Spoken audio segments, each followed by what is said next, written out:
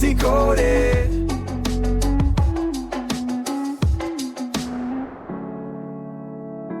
Welcome, everyone, to Book Decoded. Great to be here. Today, we're cracking open Laura Day's The Prism, 7 Steps to Transform Your Future. And this isn't, your typical self-help book. It's more of a journey into how intuition and intention can, actually shape your reality. And in surprisingly practical ways. That's what I found interesting. Exactly. So get ready for some mind-bending ideas, but also actionable steps, things you can actually try. That's right. Day kicks things off with this core concept she calls the prism. Okay. It's basically a framework, a way to understand how our intuition, what she calls mobile attention and healing or directed intention, can tap into, what many might call spirit. But she grounds it, right? It's not just floaty ideas. No, not at all. She really emphasizes evidence-based results. The goal is real life-changing impact, not just, blind faith. Okay, so let's get into this idea about intellect. Day argues we lean on it too much. Yeah, kind of, that we over-rely on just understanding things intellectually. And that can get us stuck. Exactly. Stuck on the concepts without actually applying them in the real world. Like you know how to swim, but you never get in the pool. Yeah, right. Good analogy. So intuition, in her view, isn't anti-intellect, but it allows the intellect to expand, to access information beyond the purely material. Like what kind of information? Well, she suggests things like parallel dimensions, maybe glimpses of the future, or even just seeing the past differently. All to make changes now for a different future. Precisely, and maybe understand why past efforts didn't quite, pan out as hoped. Which leads to this idea about mastery. It's not about avoiding problems. Not at all. Day says mastery isn't about dodging loss or difficulty. It's about using those disappointments, those setbacks. As guides. Yeah, exactly. As signposts pointing towards what you really want to create. It reframes the tough stuff. And she touches on experiences that might feel a bit out there. Miraculous or supernatural. She connects them to scientific observations, like how the brain might respond to thoughts sent from afar, or even to random images. It makes you wonder about the brain's potential. And the key thing is, you don't have to believe it all up front. Right, that's crucial. She has this great quote, "The good scientist suspends disbelief and runs the experiment anyway." So it's about engagement, trying it on. Yes. Practice it. Be open to maybe seeing reality in a new way. The doing is what matters. She says the act of doing transforms what you see, who you meet, how you respond. And how the world responds to you. It's that feedback loop. Try the exercises first, understand later. The results lead to your understanding. Okay, let's talk about these ego centers. There are 7. Yes, 7 of them. It's her system, and it kind of corresponds to the traditional chakra system, but with her own spin. And they each have a specific function. Right. Think of them as developing throughout life, starting really early in childhood. They influence how we navigate the world, how we achieve things. And if they're out of balance. Yeah. Or wounded, as she puts it. That can lead to challenges later on. Definitely. She also talks about each center having a birthright. Like the first one. The first ego center has the birthright to exist, just the fundamental right to be here. Makes sense. Now, change. It's often hard, isn't it? We resist. Oh, absolutely. Day acknowledges that. Change can be uncomfortable, even painful sometimes. But she sees challenges as opportunities. Yes, but influenced by our subconscious patterns and also by the health of whichever ego center is most relevant to that challenge.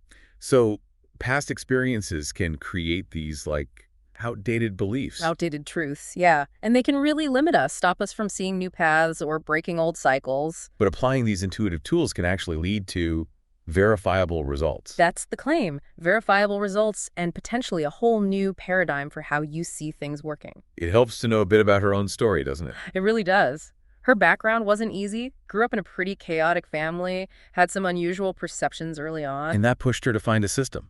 Exactly. To develop a systematic approach to intuition that was practical and teachable. She has this line. Rock bottom is a good place to start. That's the one. It really speaks to the idea that when old structures fall apart, there's space to build something new. Her experiences definitely shaped her as a teacher. And this isn't just based on personal experience. She brings in science, too. Right. She looks at things like neuroplasticity, the brain's ability to change behavioral psychology, epigenetics. Even research into ESP. Yeah, and how the last century has kind of opened doors to understanding these things differently. There's that quote from Jim B. Tucker. Oh yeah, about quantum physics suggesting our physical world might grow out of consciousness.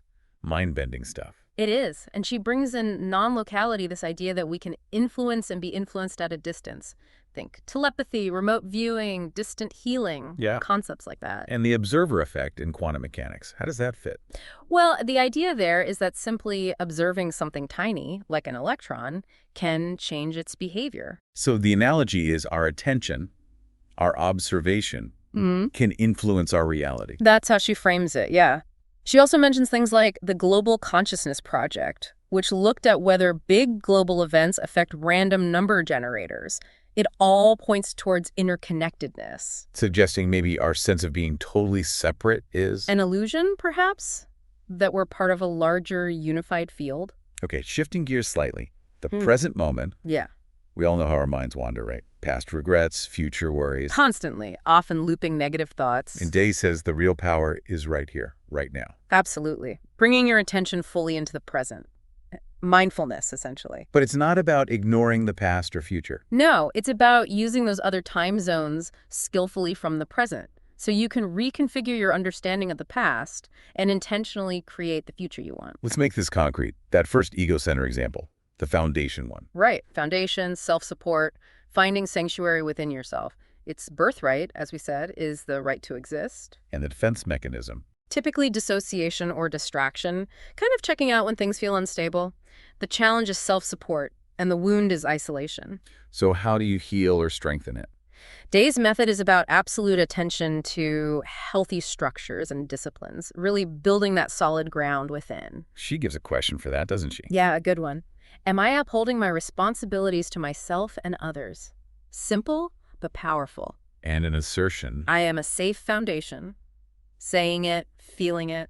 There was also an intuitive tool with a coin.